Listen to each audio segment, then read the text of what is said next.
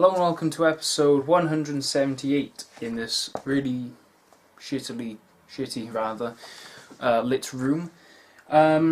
Today I'll be reviewing the 6th album by Dream Theater. 6 Degrees of Inner Turbulence, of course. The 6th album, double album. It comprises of only 6 songs. The first 5 songs is a sort of type of concept album in a way where it explores different themes such as lifetime struggle, alcoholism, the loss of faith in a particular religion, self-isolation, and the sanctify of life and death. And the 6th song, which is a 42-minute track, which actually takes up the entire second disc, explores the stories of 6 individuals suffering from various mental illnesses such as bipolar, post-traumatic stress disorder, schizophrenia, postpartum depression, autism, and dissociative personality disorder. Classical, folk, jazz, and metal are those styles are present within the track, which makes it very, very, very interesting. So, let's get into it. Right, so it opens up with The Glass Prison, which is actually about alcoholism, written by Mike Portnoy.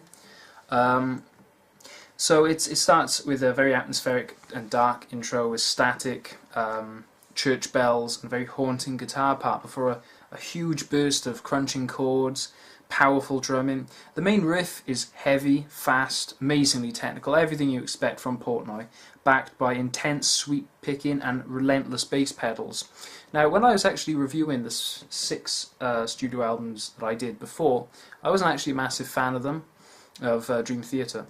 So this is the first review of the band that I actually do really like this sound and this style and the instrumentation and everything like that, and the actual people themselves. So this is a new one for me. The vocals are fantastic. Labrie really draws out the emotion from Portnoy's troublesome lyrics, although Portnoy did actually do co-lead vocals as well. The production is superb. All the instruments absolutely sound fantastic. Petrucci's gritty riffs are incredible, absolutely astounding technique with a very heavy sound that I love. The arrangements are very interesting and complex. The vocal medley from Portnoy and Labrie is pretty good, but I thought that Labrie was quite shrieky in that particular section. I thought that he needed to tone down a bit. The fast proggy section after that is amazing. Love the bass highlight from Mayung, and the keyboard and guitar solos were just fantastic. Petrucci's shredding was incredible, which I imagine you wouldn't think that I'd say, considering back when I recorded the first 6 albums. I didn't like his shred, and I thought the sound was horrible. I thought it was unnecessary. Now I absolutely love it. So I'm glad that I just had to take a bit of time away from them, go back and just love it. So shredding is incredible. The synchronized section was also jaw-dropping, very tight, and a very real pleasure to listen to. And as an opening track, at 13 minutes long, it's excellent, and every segment of that particular song was brilliant, especially the insanely complex instrumental sections. And staggering track, absolutely love that. Then second, Blind Faith, at 10 minutes as well. Beautiful intro, love that, and the bass riff is very atmospheric, moody, pretty gothic as well.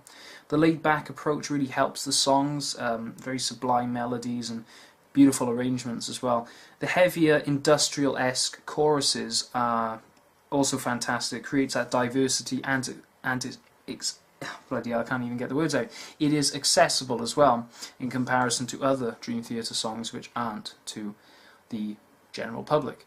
When they get heavier, it's another brilliant example of their diversity, and it's a very smooth transition as well.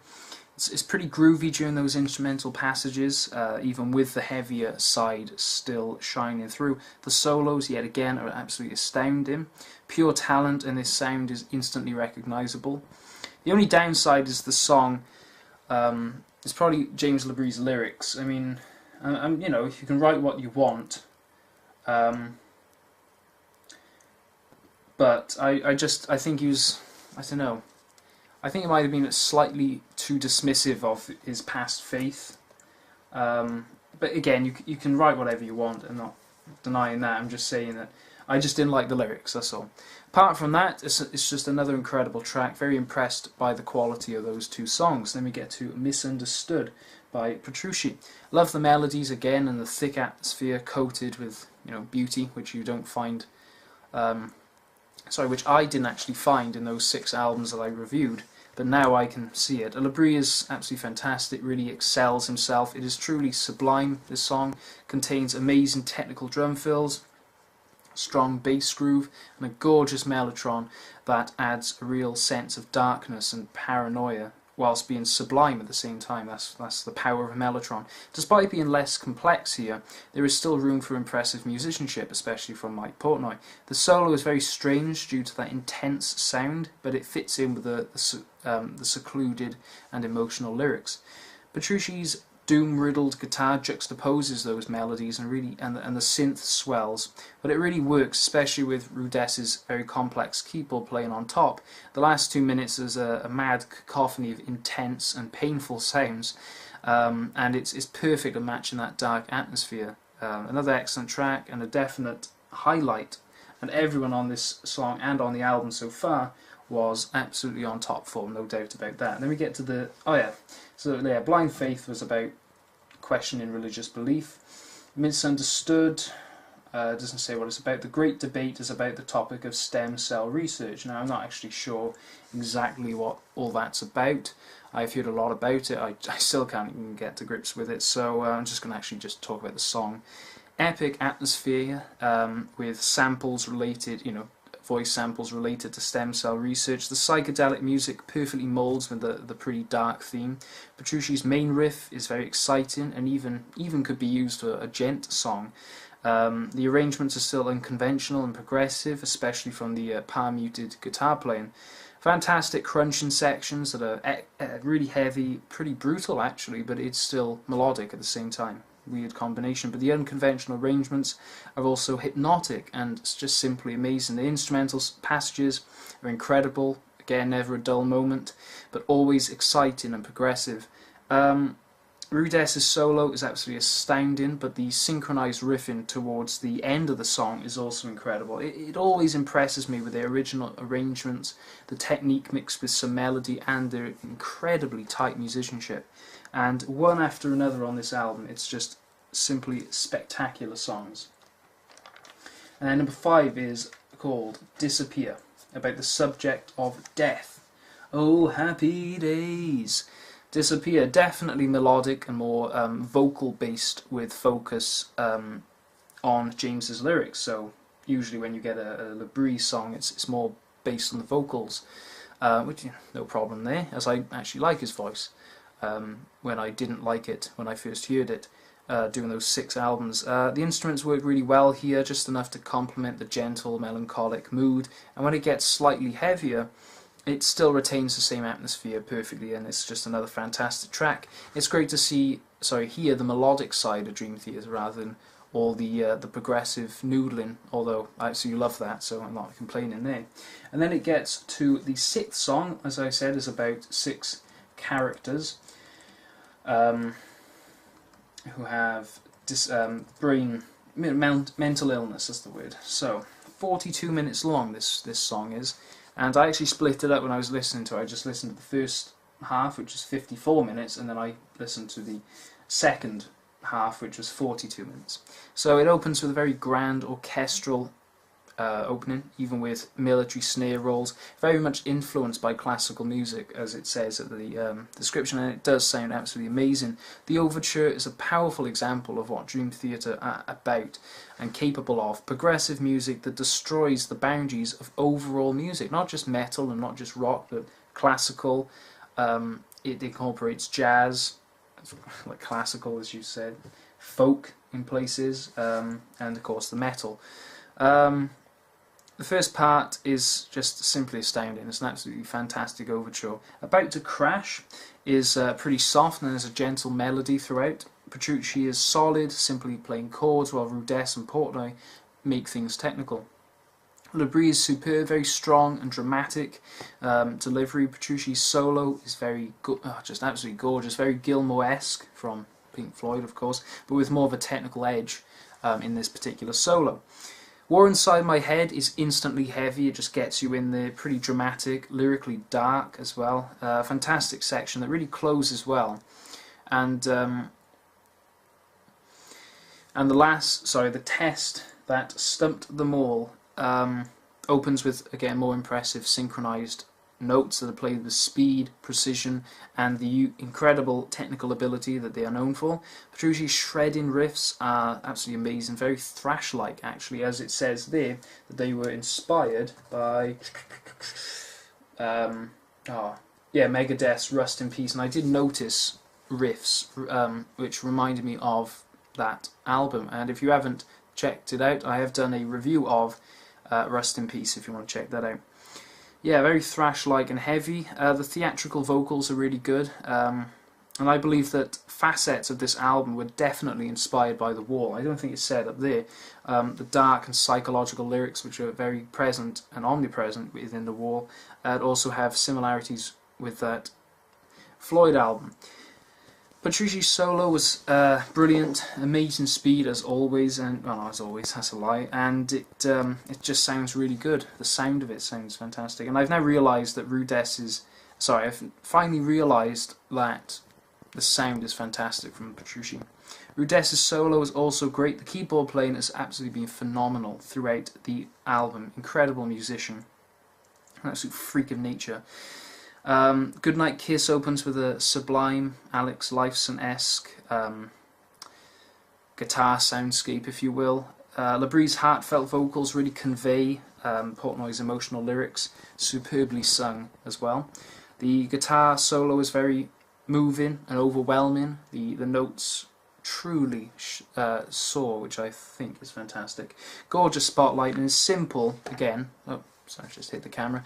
But it is beautiful as well. And he's not a one-trick pony. He's not just shredding on a guitar neck. He can do more than that. And I think that's where the progressive rock influence comes in, rather than just the metal shredding. Although if you listen to Steve Howe from Yes, absolute monster of a guitarist. He's on the top neck, the top of the neck to the bottom, so fast, it's ridiculous. One of the, and jazz guitarists, they can shred like anything. Solitary Shell is simpler, but still retains the psychological emotions, certainly has more of an accessible sound. The production is just fantastic, and this part is pretty beautiful. Even when the band start making the structures more technical, it's still sublime, with a really stunning flamenco guitar solo, impeccable bass playing from Mayung, and mind-blowing piano playing. About to Crash, the reprise, opens with very, again, Alex Lifeson-esque riff, and contains more fantastic vocals, solid drumming, and immensely talented keyboard playing. The section is very complex and multifaceted, with some astounding drumming from, of course, Portnoy. The grand finale section is pretty grand, but has the soft, gentle moments that you'd expect on the last song of an album, with an excellent vocal performance to back the very big production. Fantastic, overblown ending, not overblown in a bad way, but it was very dramatic, that ends the album perfectly. And this entire 42-minute song has been an incredible roller coaster of emotions, styles, techniques, and amazing melodies as well. They did an absolutely amazing job with this album, and there's absolutely no doubt about that in my mind. Everyone was on top form, the production was fantastic, and they had a much more disciplined approach and a much more melodic approach. Staggering album that was also very melodic as well, and I do actually have it here, as I said, and really glad that I bought it. There's nothing much to say actually. Just absolutely love the album, and I'm going to give the rating now. Well, the average rating of those 6 albums that I reviewed before, and they were Octavarium, Images of Words, Awake, Fallen into Infinity, and there's 2 more, Metropolis Part 2, and Train of Thought. Those were the 6. And the average rating was about 7. And I'm going to give this album, 6 Degrees of Inner Turbulence, 9.6. The higher end of the scale right there, instantly. 9.6. I absolutely loved it. Definitely check it out if you're a fan of progressive rock, and you don't mind a bit of metal in there, because you will absolutely love it, I hope. Again, it includes classical, bit of jazz, bit of metal, well, Dream Theater, of course they will, and folk. And this is actually an album that they describe as progressive rock, not metal, for a change, because if I go on to Train of Thought, it says progressive. Come on, internet. It should say progressive metal. Right, who cares? Anyway, so yeah, 9.6. I think that's a very good rating. You know, well, it certainly deserves it in my opinion. But anyway, thank you very much for watching. That was also requested. Yeah, progressive metal. That was also requested by Downfall, an excellent YouTuber. Definitely go and check him out.